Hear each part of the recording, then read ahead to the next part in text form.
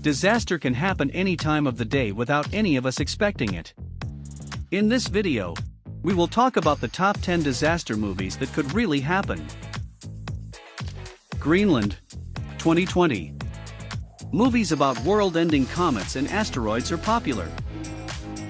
Armageddon and Deep Impact delivered a 1-2 punch in 1998, while Greenland and Adam McKay's parody Don't Look Up approached the subject in various ways in 2020 and 2021. The film Greenland is about a comet named Clark that will wipe out humanity in a mass extinction event.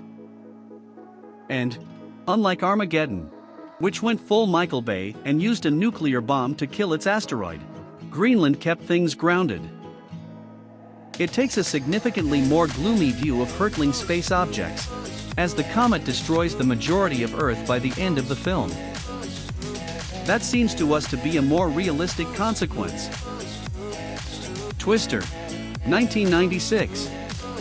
Yes, there are a few, shall we say, overblown scenes in this film.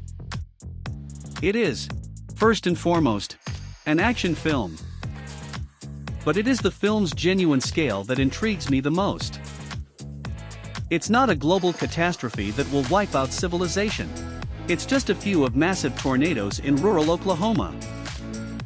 Even the plot is grounded, as a divorced couple tries to deploy a fancy new tornado research instrument into the core of the storm.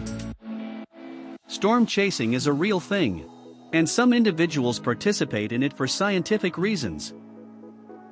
Some real tornadoes, including one in 2010 that damaged the farm where the movie was shot, bore a striking resemblance to the one shown in the film. Earthquake, 1974. The Marvel Cinematic Universe (MCU) and superhero films now dominate blockbuster cinema. It was a disaster movie in the mid-70s.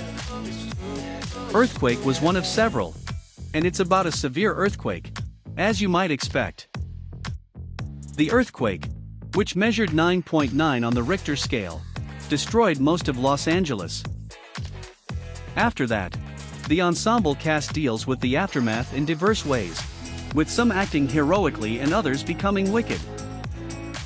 The film's setting is spot on, as Los Angeles has been hit by numerous deadly earthquakes. Some may recall the 1994 Northridge earthquake, which killed hundreds of people and inflicted damage worth about $90 billion in today's money. San Andreas, 2015. The modern version of Earthquake, San Andreas is louder, more dramatic, more visually spectacular, and just a little bit dumber than Earthquake, which was released 40 years ago. Regardless of the film's ridiculous plot, the overall principle is spot on. Los Angeles is vulnerable to deadly earthquakes due to its location on the San Andreas Fault. And it's not just earthquakes that produce billion-dollar losses. Earthquakes that completely demolish cities, as represented in the movie. In fact, seismologists have lately issued a warning about an imminent earthquake, as a large one occurs every 100 to 150 years in the area. The most recent big earthquake struck Parkfield in 1857, measuring 7.9 on the moment magnitude scale. Contagion, 2011. It's amazing how much Contagion got right in retrospect.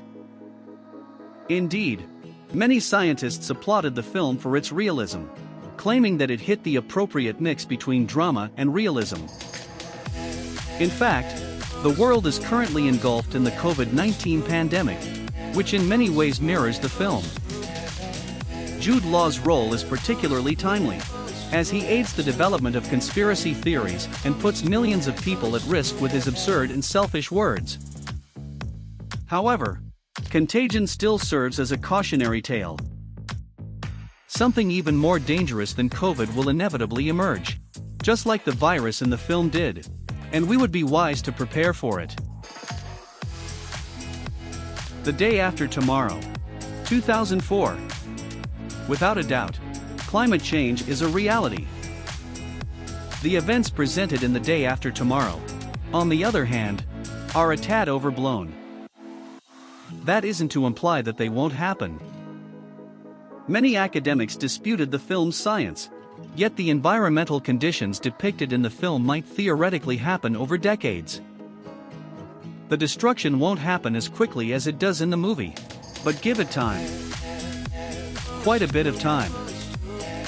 Our distant generations may look back on the day after tomorrow as a forewarning that we ignored. The Towering Inferno, 1974. The Towering Inferno, one of those mid-70s catastrophe movies, was a huge hit. It was not only the highest-grossing film of 1974, but it also received an Oscar nomination for Best Picture, which is quite unusual for a disaster film. It takes place in the mythical Glass Tower, which stands 1,688 feet tall and is the world's tallest building. Unfortunately, an electrical short creates a roaring fire, which puts a damper on the building's dedication ceremony. Building fires and shoddy electrical installation are a terrible part of life, and both the calamity and its cause are anchored in reality. Airport franchise, 1970 to 1979. Throughout the early 1970s, the Airport films were a great hit. Each one has a plausible plot, and some have even been inspired by true events. The first is about a bomber plotting to blow up a 707, which is similar to D.B. Cooper, which happened only a year after the film's premiere. Two planes collide in Airport 1975, a scene that was brought to life 4 years later with Pacific Southwest Airlines Flight 182.